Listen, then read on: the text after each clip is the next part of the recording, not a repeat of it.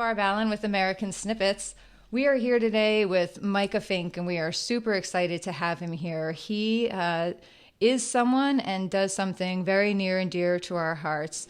Anyone who has served in combat or who loves someone who served in combat knows all too well that surviving that experience and coming home doesn't mean that it's over. All too often, our men and women who have served in combat zones or on other dangerous missions are left sort of scrambling to pick up the pieces and put their lives back together in a world that doesn't at all truly comprehend what they've been through and the wounds they're carrying inside, the wounds that aren't necessarily visible. Although today we have a recent upswing in attention and care and services provided for our veterans, there's still a huge gap. And for a lot of these veterans, it's just not enough. Counseling and therapy can help, but more often than not, those two practices alone aren't enough to really reach deep inside and address the things that are causing us to lose our veterans at a really super scary rate. So our guest today not only is a veteran and has not only served in some really hairy places. I looked at your resume and I got kind of scared just reading it. I don't even know how you people have the guts to go do what you do because, I had to take a step back after I just checked that out. But Micah Fink, you are here today taking time out of your very busy schedule to tell us a little bit about your extraordinary organization, what you do, why you do it, how you came to do it, and maybe how anybody listening and reading this story that will pop up can help or join in even by referring somebody. Hi, Micah. How are you? Hey, thanks for having me, Barbara. I appreciate it. Excited to be here on American Snippets. Thank you. We so appreciate you all taking the time out to take do the story with us. Let's start first at the basics. Obviously, you were in Navy SEALs for 10 years. Correct. Yeah. I served. I was at the World Trade Centers on 9/11. I was actually working in Queens, New York, when the towers started falling, and I went into the city with a friend of mine. I was working as a lineman at the time, and I was there in the rescue efforts. I stayed there for over 30 hours, and experienced all the horrors that you could imagine that were going on there. And then in 2003, I joined the military and went on to become a Navy SEAL. Just like that. I love it. I talked to so many of you and you're all like, yeah, I became a Navy SEAL. All right, well, I went to ShopRite yesterday, and that's how you all say it too, which is pretty cool.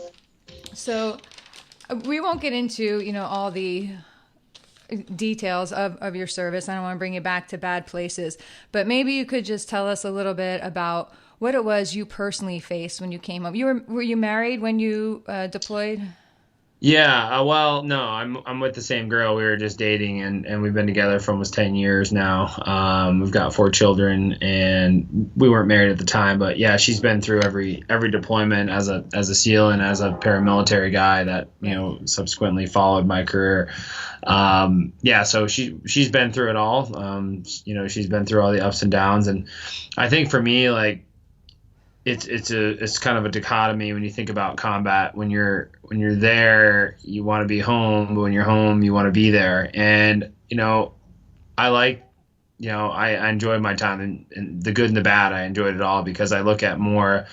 I have a perspective on life it's more of the experience, right? And I don't let life happen to me, but I let it happen for me. So I always have the ability to make choices. I don't become the victim. I signed up to serve my country. I knew I could die. Every guy that served next to me knew that, and some of them did. And it's a challenging environment, but it's an experience that I believe has helped me become who I am today. And it's become a fundamental building block of growth in my life rather than situations and circumstances that really at one time broke me down, but now the same experiences are building me up. Awesome. So, did you have help? You're reaching out and you're helping others get to that point where you just said today, that point where you seem to have a handle on everything, but did you have to do that, yourself? Or did you have organizations or people like you in your life to, was there a Micah in your life to help you kind of reach through and come back? No.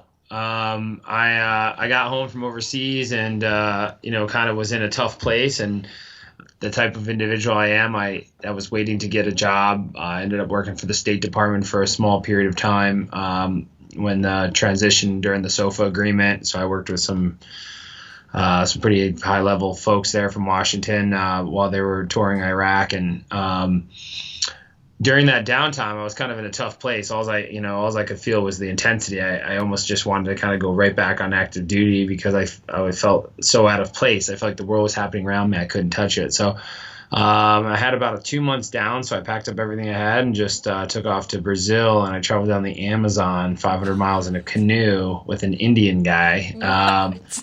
And that was a big turning point in my life. I was alone out there for almost 6 weeks, and I didn't talk to anybody. It was subsistence living. We lived off just fish and caimans and lived in the jungle in hammocks and stayed in villages. And I didn't really talk most of the time. And it was one of the hardest things I've ever endured, with bugs and jungle rot and just animals and cougars. And it was just insanity. I came back and I really wasn't thinking that much about any of my other experiences. I was just thinking about that experience. And it kind of became the new normal, and that ties into the creation, of the program that I run now, Heroes and Horses. Is that struggle actually gives things in life value, and I can talk more about that. But yeah, I came back, and then I went right back to Iraq. I was there for about 150 days. Came back, went back to Iraq, and then I got hired on with a paramilitary job where I proceeded to do another 9 deployments after that. Oh my goodness. So maybe we should be talking to your wife, because she must be a saint. It's crazy. Just saying. Okay, so tell us a little bit about Heroes and Horses. What is this? It's better coming from you than me. Yeah, so really, I kind of like to take a look at the need that we're filling, but why that need exists. And I kind of call it the truth behind the numbers. So you think about nonprofits in North America, there's about 60,000 of them, which accounts for around $7 billion a year. That's governmental and non-governmental self-help or therapy programs for veterans. Except for 110,000 guys have killed themselves since 9/11, homelessness, drug addiction, suicides. I mean, it's skyrocketing. But why? There's so much infrastructure there. There's so much there for guys. And the numbers, it's like my best friend always says, math doesn't lie. And it's not an economic issue, though programs like this can't function without economics. It is a process issue. And I believe the processes that are in place for the combat veteran today actually exasperate and create the problems. I would not disagree with that. Yeah. So Heroes and Horses, not a vacation. So I see. It is definitely not a vacation. See, that really comes from these organizations out there, and God bless their heart. Everyone's trying to help veterans, right? We all want to help the veterans. But the thing is, we need to help veterans help themselves, because you're not going to always be there. And the environments that we create for these guys actually polarize the problems. So, it's almost like kind of when you're breaking a wild horse, and that horse is really, he could eat your lunch. He could front foot you. He could kill you. He could kick you. He could run you over, mow you down. So what do I start doing? I start tiptoeing around them, right? And I'm making that animal even more amped up, because what am I doing? I'm creeping around like a mountain lion, right? I'm sneaking. I'm taking the saddle, and I'm doing things that don't exist in real life. And we create programs and take guys, oh, hey, you were in combat for 19 months, half your platoon was killed. Let me take you in here. You ride a four-wheeler for the weekend, no loud noises, super quiet. You're assigned a mom, and then you go back home. Well, first of all, no loud noises and an environment where nobody gets mad, those are fake environments. They only exist in people's minds. And so what those solutions do is they polarize the problem, because guys come home, they do great in this environment when they're here, but when they go home, that's when the problems start, because that's actually real life. And we've created a little place called fake life. And so what I'm doing is I'm exposing guys to what they're going to encounter in the real world, and stop polarizing their experiences and work on saying, hey, those memories that you have, they're never going away. They're imprinted on you. But who are you now with those experiences, and what can you be? And so rather than talk about it, I show it to them. How do you show it to them? Well, I like to say that the program is really biology, not psychology. I'm not telling guys what to think or what normal looks like, and I'm quantifying success on the individual basis. So basically, guys learn to live from the inside out, not the outside in. We always want to ask somebody what to do. We want to go to Barnes and Nobles. We want to ask a person we've never met, living in a high rise in New York City. They don't know anything about us, and they have the roadmap to who we're supposed to become to equate to a place called normal that somebody else existed or created in their existence.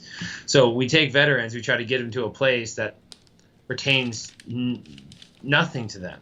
Like you take a guy, he's a Delta Force guy now. He's 20 years in Delta Force, and he comes home from combat. He's got 22 deployments, and the first person he sees is a 25-year-old grad student that just got out of Georgetown, great person that's going to tell him how to get back to the place where he's supposed to be going. So how ridiculous is that? So we're all think about the human body and how amazing it is. You know, when I say it's biology, not psychology, inside the human body, you have 71 trillion cells, okay? And inside that cell is DNA, a code specific to you, Barbara, and me, that exists nowhere else on Earth. An incredible code. So if I was to open up one of your cells and stretch it out, it would be 6 feet long. And if I was to read one character out of one cell every second, it would take me 96 years to read one cell. So if I was to stretch every one of those from end to end, it would go from here to the moon and back 178,000 times. So the answers that you're looking for are not outside. They are fundamentally inside. But the most difficult thing you will ever do in your life is look in for answers, not out. Struggle gives things in life value, period. So the greater the struggle, the greater the value. You always have the ability to make choices. And so this program is about showing guys what is inscribed upon their hearts. It's not my idea of what normal looks like and you should graduate here and go to Goldman Sachs, or veterans need suits and shoes to feel good about themselves. It's a process about fundamentally changing the approach that people have to life. Awesome. And that is really what transforms these guys' lives. So you do that. You take applications from veterans, and those who are selected or come through your application process arrive in Montana for the first of 3 phases. You want to talk about these phases and what they are, so what the program itself is? Yeah, so the program itself is a 3-phase reintegration program. Like our motto, not a vacation. This is not a vacation for veterans. You know, there's a lot of those out there, and those are great, and they're just doing something different than I'm doing. This program is based on 3 things. 1, people change only 2 ways, and that's through pressure and time. 3, it's purpose that allows you to overcome your external circumstances. And I skipped 1 there. So it's 2. Yeah, that's okay. It's purpose that allows you to overcome your external circumstances. And 3, it's struggle that gives things in life value. So how we execute that is a 3-phase reintegration program. Veterans come out to Montana. They learn horsemanship, wilderness packing, backcountry survival skills. In phase 1, they're given 5 days of training, intensive training, where it's 6 o'clock in the morning to 11 o'clock at night. They are responsible completely for their animals. They learn how to, do everything involved with mountain and backcountry horsemanship. Then it's an 8-day trip. After the 8-day trip, we come back to the base camp, and then they go to a wilderness survival school where they learn 3 days of wilderness survival, and they spend 2 days in the backcountry with nothing but a knife. And then they come back to Heroes and Horses to start phase 2. Phase 2 is another 5 days where they learn how to drive trucks and trailers, how to put shoes on horses, more advanced packing, and then it's an 11-day, 160-mile trip through the Beartooth Mountain Range in Montana. Every guy's responsible for his animals, so it's, you got fire team, cook team, and we're up over 11,000 feet with these horses and animals. It's very intense. And then the guys come back, they pack up, they get a day off, they go home for about 4 or 5 weeks, depending on where they're going. From there, they go to what I call reintegration phase. They're sent to work for wilderness outfitters in Wyoming, Brooks Range in Alaska, Montana, where they'll spend 4 to 6 weeks working up there for outfitters, away from Heroes and Horses, away from veterans, and essentially simulate them getting a job and getting out there again on their own. So that's the program. It's a fundamental reintegration program. It's not about making cowboys or outfitters or horsemen. It is a program where eventually pressure peels back the layers to who they are, like that original thought, and they start taking ownership of their lives again. I don't care if you don't like loud noises. I don't like loud noises, but you know what? To live in a world where there's no loud noises don't exist, buddy. So I want, people say, oh no, what's your triggers? You know what? I want to pull every one of those triggers, all of them. I want them all to go off, because then we can deal with them. It's the same thing with a horse. Oh, don't do that around my horse. He'll go crazy. Why can't I have a horse that goes crazy when a plastic bag goes by? Right. That's not a real world where there's no plastic bags. Right. All right. So like the reality of it is we make matters worse. So this program up here, guys, some of the guys tell me this is the hardest thing they've ever done. And then I'm going to say that sort of sounds like it. But the thing is, when they're done, yeah, they go home. Some of them are like, that is an experience. They're like, that's all I can think about. It's been the most incredible experience of my life, because struggle gives things in like value. Right. If it wasn't a struggle, then it wouldn't have any value. Like if doctors were running the Super Bowl, we would just walk out there. We don't want to get anyone worked up. All right. So we would just walk down and say, well, you guys win this year. All right, everyone, take it easy. Right. But struggle gives things a value. Why do you think people watch Naked and Afraid? Because there's nothing else on that night. No, because deep down inside, they're watching that and they're thinking to themselves, what would I learn about myself if I was there? Would I quit? Would I do it? Would I survive? Because pressure, intense experiences help us learn about ourselves. And we stop doing that for veterans. So all they know is the previous experience. It's like getting a bug off your windshield that you hit at 60 miles an hour. Are you going to pour a cup of water on it? Well, yeah, that'll work after 10 years. Or you're going to use a pressure washer and then go about your business. So that is the program. It's a 3-phase reintegration program. It's not this is a program where these guys, they connect with these horses in a way that changes their life. Yeah. They learn about themselves, because the horse is really the mirror reflection of their soul. So I have the most calm horses, and I'll match these guys up based on their personalities, and it's amazing what the guys will bring out of this horse. I'm like, man, I've never seen that horse act like that ever. This guy angry, just filled with anger and rage. And you'll see, and I'm like, you know what? I'm going to give this guy the most calm horse I have. But that horse starts to become just like that. And what the guys have to do to accomplish a mission is they have to start changing their behaviors. They have to learn how to communicate with that animal. And that communication is really a re-entry into trust. Trust with the horses, then trust with their teammates, then, trust in themselves. And each guy that graduates this program from start to finish, is successful because he's identified purpose in his life. I'm not talking about jobs. A job is what you do. A purpose is how you live. And they use that knowledge to go on, and they're all doing incredible things. So I've just said a whole bunch of stuff, and I'm really sure. No, that's awesome. I'm so fascinated by this program, and I've been scouring your Facebook site. I mean, your pictures are just incredible, out there. So, and you just said a lot of things that show how complex, sort of, how many layers there are to what you do, because you also take horses that, you don't go to the 4-H camp down the road and get school horses. You go to BLM and you get Mustangs, correct? Yeah, so we just adopted 15 Mustangs. We're actually going to have 17 Mustangs with us, but somebody adopted a couple for us in Arizona, so we'll be picking them up on the way to 500 miles. I've never met these horses. And these horses are pretty wild animals. Like, as beautiful as you are, see them running through a field, yeah. You get in a round pen with that lunch. They got a black belt in horse jiu-jitsu. Okay, these horses will eat your lunch. Yeah. All right, so let me just be honest about that. Oh yeah. And they're scared. Everything that they've been running away from their entire life, you're trying to do to them. Right. And that is like these veterans. That's it's the same exact thing. Yeah. They're in a place where everything you're trying to do to them is everything that they've been running away from. Right? People have caused all these problems and hurt and everything that's happened to them. So it starts with building trust. And we have to put these animals, I always say that pressure reveals everything. We have to put these animals through a process where I can learn what they're going to do in some of the toughest situations before I introduce them to a guy that's never been on a horse before. Okay. And the way we're going to do that is ride 500 miles on them, and it's actually going to be more like 700 miles. We're going to ride 564 miles, and then from there I go straight to Colorado. I'm going to ride another 200 in a horse gather. We're going to gather up 1,800 horses. I'm going to do that by myself with some other cowboys, and so I'll put another 200 miles on some of the tougher horses. I'll know everything about those animals. Yeah. I'll know everything. And then I can decide, okay, you're going to go on and be a student horse. You're going to go on and do this. And then these guys are going to each be given one of these Mustangs in June. And then they're going to ride them another 400 miles.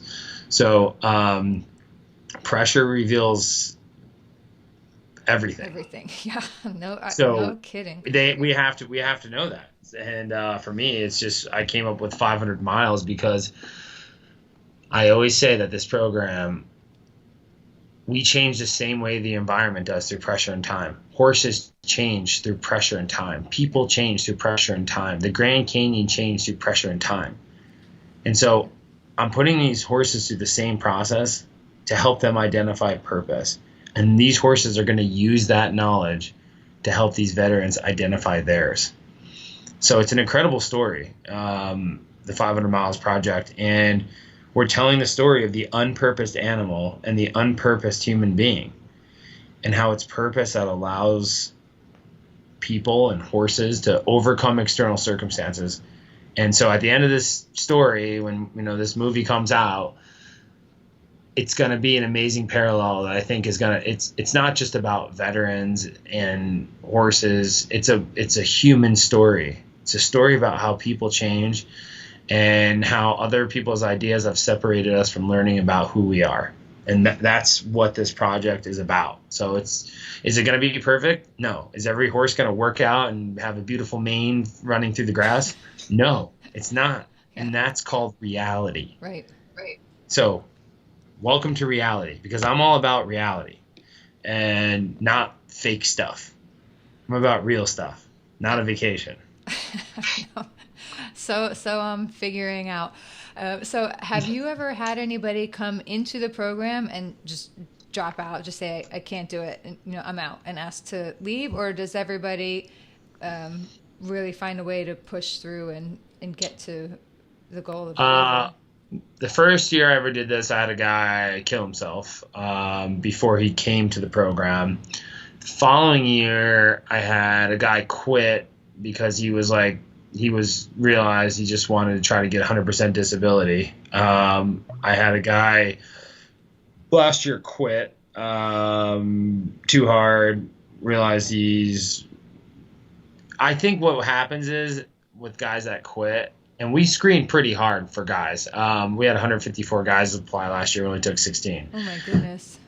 So what happens is we have created a really cool environment, which I call professional veteranism. It's my own word, so it doesn't exist, so you can't Google it. But what happens is like, hey, I've got post-traumatic stress, so I'm going to head to Disney on a free trip, and then I'm going to jump up there and ride bicycles with Blake Shelton, and then I'm heading to Texas to hunt a hog, up to Alaska for a deer, down to New Zealand killing a stag. I'd like to squeeze out to Montana, learn a little bit about horses before I go and ride dirt bikes with Ricky Johnson.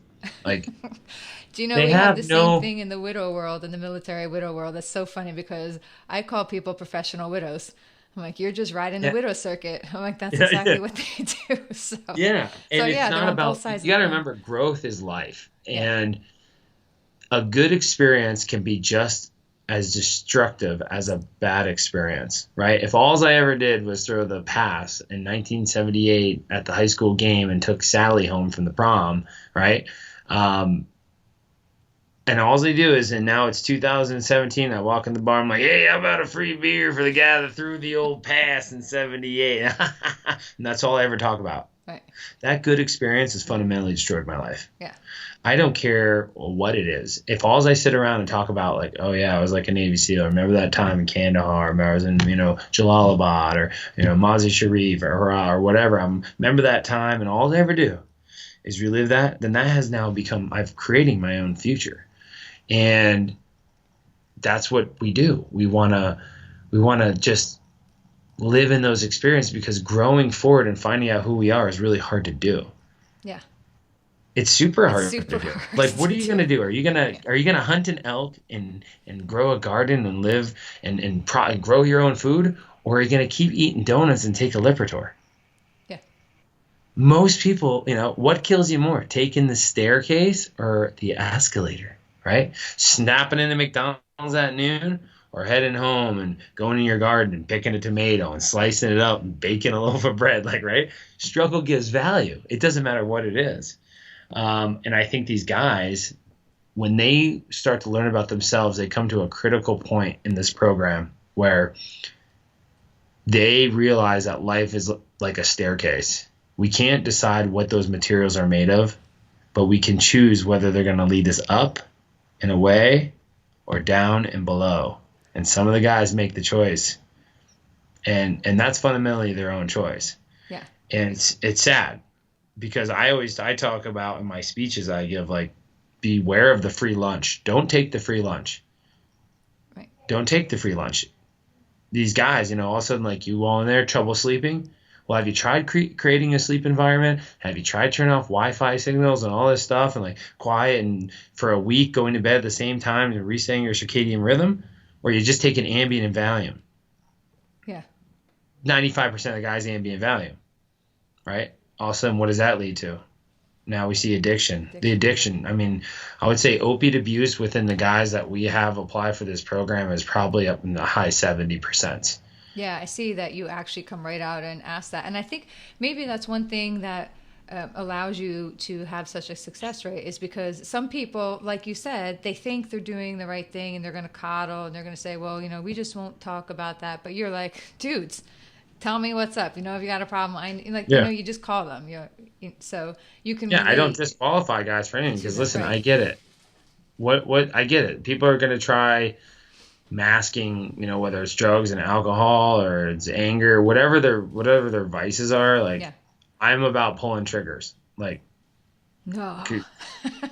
because then we can get to work on them. Yeah, no, I know. It's great. It is great. And it actually takes a certain kind of courage to do that too, because it takes energy to almost confront someone. It's easier to just be nice to them and pat them on the back and give them that free beer than it is to say, "Oh, hell no, you're not getting this." And so, you Yeah, work for it. So it right. takes energy. I know I'm raising 4 kids. So I'm like, it's much easier for me to clean the kitchen myself sometimes than to get all 4 of them down, and Yeah, make them do it. And so, but then you try to reverse that damage. What you're doing, you're just creating the monster that you're trying to destroy, really, I when you did it do with that. these horses. Like, Yeah. I was like really like kind of intimidated in the beginning because, like, I'd get in these round pens. We had 2 of them set up that were connected together, and they would just run at you, like, and you just kind of stand your ground and kind of try to shoo them away, and they're rearing back and they're kicking out, and you're like, so then I get to the point where I'm starting to saddle them, and everything I'm doing is I'm tiptoeing around the horse because I don't want him to go nuts. Yeah. But the thing is, what I'm just doing is I'm just allowing him to say, like, as long as I do this, like, fake environment around you, you're not going to go nuts. But is it reality when it's 2 o'clock in the morning? I'm in the middle of the desert somewhere and I got 15 horses and all of a sudden I'm going to start sneaking up on you with the saddle and lightly say, no way. Yeah. That's not going to exist when the land these guys are living in. So I'm doing them a disservice. I'm Right. doing myself a disservice. So you know what? It's like, you want to blow up when I come at you with a saddle? Let's go for a ride, buddy. Like, let's do it. Let's pull those triggers. And I got a horse. I have one that's a bad kicker, like, bad kicker, like, kick your face off. Like, he tries to kick your leg out of the stirrup. He'll eat your lunch in the ground. So I had to teach him that, like, okay, buddy, what am I going to do? Not do anything, not ever touch his back side of his rib cage ever. Like, that's not reality. So we pulled that trigger to a point where it just became a non-trigger anymore. Yeah. It's just non-existent now. It just went away. And I've learned so much about veterans and about my own life by working with horses. People create 95% of the problems with horses. People create 95% of the problems with veterans. It's not. I just read a study the other day. Say the majority of guys that come home and have a lot of problems happens 2 years after they get out of military service. 2 years. So that's a pretty interesting statistic, and I think we can I think we can change the narrative. I think we can impact a lot of lives. And I think the reason why this program lasts is because it's these guys' own idea. This is not my idea. I'm saying what you're looking for, you already have. I'm going to put you in a process where you can find it. That's it. That's this whole conversation in a nutshell. Yeah. Done. Right there. That is Snippet. cool. So right now, and to date, you take men only on this trip. Well, we ran a female trip once, and it wasn't a whole program. We have a few females that apply every year. The reason why I don't like to mix the male and females together is because there is a lot of at-risk men up there, Right. and spending 12 days in the backcountry with maybe 7 at-risk males and 1 girl female soldier. I don't want to put it into. I don't want to. I want to take that variable out. What I'd like to do is run an all female program, and we just haven't had enough females apply where we could even put them together to have an all female program. Usually, we'll get 2 a year or 3 a year. Some of the guys, like I said, that come through this program, pretty heavy. Coming from drug use, Right. arrest records. Pretty tough stuff they've been in. Decorated guys, great soldiers. We're amazing at making civilian soldiers. We're horrible at making soldiers civilians. Yeah. So I haven't combined them yet. And some people hit us up all the time and say, oh, you want to separate the men and the women. But the thing is, for me, it's more of a safety factor until I know where these guys are at. It's a very rugged environment up there, and it's not like I can be watching everybody every second and God forbid something happens. So I'm about removing variables. So my plan is next year is to run the first all-female 3-phase program. If we get enough girls to fill the spot. How many do you need to, or how many slots are there to be filled? 8. And just because they apply doesn't mean they're going to get in. That's why I Remember, I'm rephrased looking the for a question. certain criteria. I'm looking for the individual Yeah. based on our questionnaire, which is pretty in-depth. Yeah. The people that deep down inside, I can tell that they want to help themselves. This one guy applied. He said, I really like this guy. I don't even know who he is, but I read that he really put a lot of time into his application. And he said, the thing that makes me really mad is I did all this stuff and I traveled all this. I was a special ops guy, and my wife thinks I'm just going to come home and just be happy dipping my toes in the sand for the rest of my life. Yeah. And I kind of laughed because, that's not what guys need. Right. It's just not. And, so we're growing and expanding. Our biggest shortfall is that we don't have a ranch right now. We're like on borrowed. Everything's borrowed, which has been amazing. We have a huge community of supporters. But once we get that working ranch, and that's the next piece for us to come together, I think we're going to expand into some other really unique programs, because the overall concept is people only change 2 ways, and that's through pressure and time. Yeah. So I've got a lot of amazing ideas that I want to implement, to bring females and bring families out. I wanted to do this family trip where, we actually integrate the kids and the wives, and we bring them out there, and it's this 10-day team building overland experience that the families work together against other families. And because what happens is, a lot of, like myself included, you live this military life, and, Navy SEAL, before you wake up and have your first cup of coffee, I've already jumped out at 30,000 feet with oxygen on, and, I've done more in one morning than most people do in their entire lifetime. I come home and I can't do the simplest tasks and work together as a team with my family because I've never worked with them. So then you take them, you put them in a team building environment where the whole family has to start working together and communicating as a unit. So that we've got some really great ideas. We're just limited by infrastructure right now. So if there's anybody out there listening and you got a ranch in Montana, feel free to call these guys. Write a check. Hand it over. Write a $3 million check. Yeah. All right. So, and I'm going to throw a gauntlet out for you. Why don't you one day keep in mind and pull some widows in? You have never experienced reality. Go up on a mountain with 8 widows, man. Yeah. I'll tell you what, I would love to, because listen, I always say in my speeches that whether you were blown up by an IED, you lost a child, you saw someone get ran over by a garbage truck, or you're a widow, it's all actually really the same, It is. right? And I think It's all really the same. What's happening inside of us is really the same. An experience like that would allow, it would fundamentally transform the way that you look at your life. It does, and it's not absolutely, because it we're not out sounds there like it. Yeah. dude riding. You'll be pushed to a point where you're just like, oh my god, right? Right. And then you have a choice to make. Right. Then it comes down to then you're making real pure choices about yourself and about your life, and that's the restorative like portion of this program, that you get to that point, and it's different for everybody. Yeah. Some people it happens right away. Other people are halfway through the program where you start to see them. It starts to grind them down. Right. And it's a beautiful, beautiful transition, because you would never get to that point just head. I mean, it's like, why are people running marathons? Right. Because they're And crazy. so I would love to. I would love to bring. I'd love to bring. And I thought about Gold Star families. Yeah. Widows. There's just so many avenues. We're just limit. Like I said, last year we had 154 guys apply. We took 16 That is guys. amazing. The thing that sucks is that like I said at the beginning, there's 60,000 nonprofits out there that account for $7 billion a year. Right. Veterans are not victims. I'd like to just like, there's organizations that are taking in $400,000 a day. I know. And I know. It's, I mean, it's I've met a amazing, lot but of what these people. what are the results? What are you doing? How are you quantifying success? When you put on your website, we helped 300 veterans this year. What does that actually mean? How did you actually help them? Right. Well, they got away for the weekend. It was amazing just seeing them with that deer that they shot at a zoo. Like, I mean, think about that.